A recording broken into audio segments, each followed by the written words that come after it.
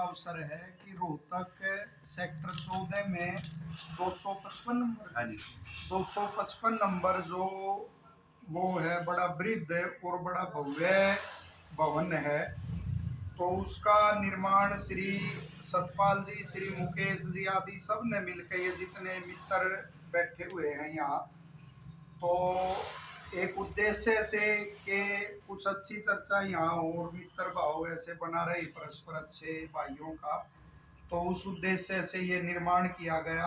बड़ा सुंदर लगा आपके मध्य में आके। जब पूछा गया कि कौन है मुख्य, तो एक भाई कह रहा था सभी ही मुख्य हैं।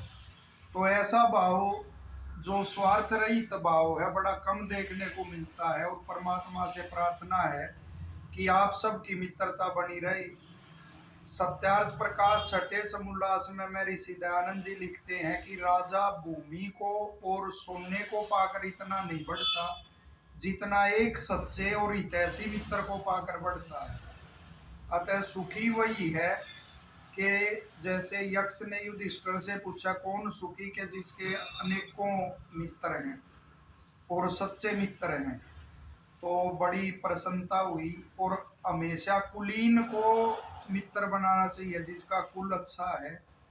और एक और ध्यान रखना, मेरा निवेदन है कि कोई भी नशा एक दूसरे की तरफ बढ़ाता है तो हमारे बुजुर्ग कहते थे वो मित्र नहीं है, जाने अनजाने में दूसरे की हानि कर रहा है। सच्चा मित्र वही हो है। मित्र शब्द का अर्थ ही यही है कि जो प्राण से दुख से बचाए, उससे तार दे, उसी को मित्र कहते हैं। और अपनी जान से अपने तन मन धन की तरह दूसरे का तन मन धन जो समझे वही सच्चा मित्र है।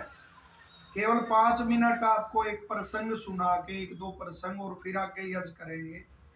सबसे पहले तो आप साधुवाद के पात्र हैं कि यज से इस भवन का उद्घाटन कर रहे हैं, क्योंकि जिसके मूल में धर्म हो फिर वो फलता फूलता है। वरना उद्घाटन आजकल हो रहे शराब से, मांस आदि, नाच गाने से। तो जिसके मूल में ही विकार हो फिर वो विकारी विकार वहां होता है और दुख बढ़ता है।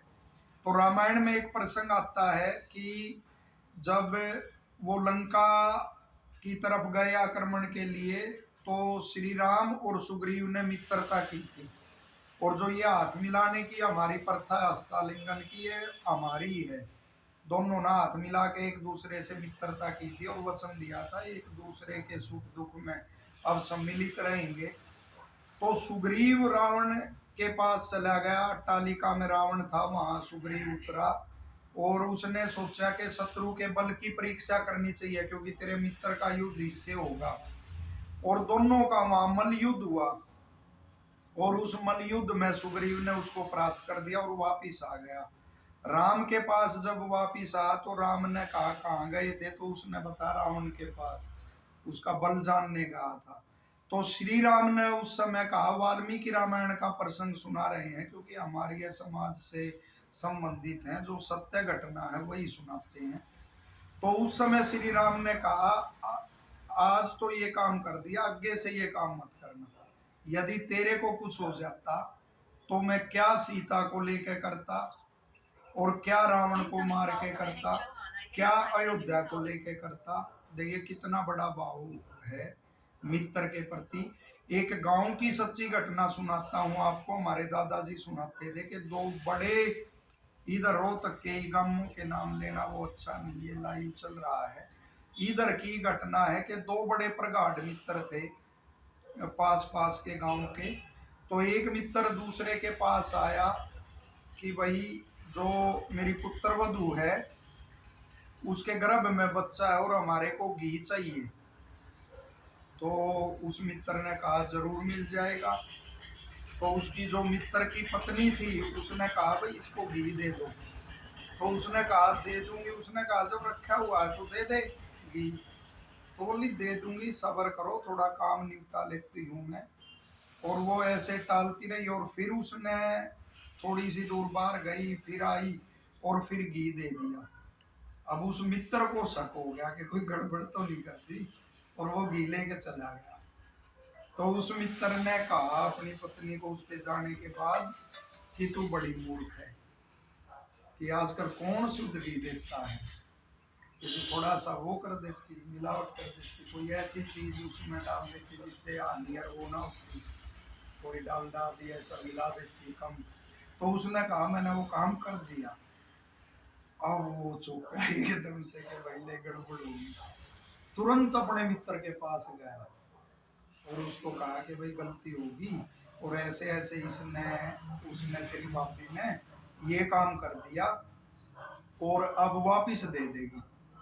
तो वो बोला ना भाई वापिस नहीं मिलेंगे, कि जो पैसे आ गए ना तेरे दे दिए, अब वापिस नहीं करूँगा इसको, मैं डाल लूँ कहीं चाहे कुछ करूँ। तो देखो कैसे मित्र की वो की। आप जैसे मित्र हम समाज में ही घूमते हैं। श्री तेजेंद्र जी ने बताया इनके भाई हैं राजकुमार जी, वो साथ रहते हैं आपके, तो रास्ते में हम पूछ लेते कहाँ जा रहे हैं कैसा वो है, तो इन्होंने बताया बड़े अच्छे मित्र हैं।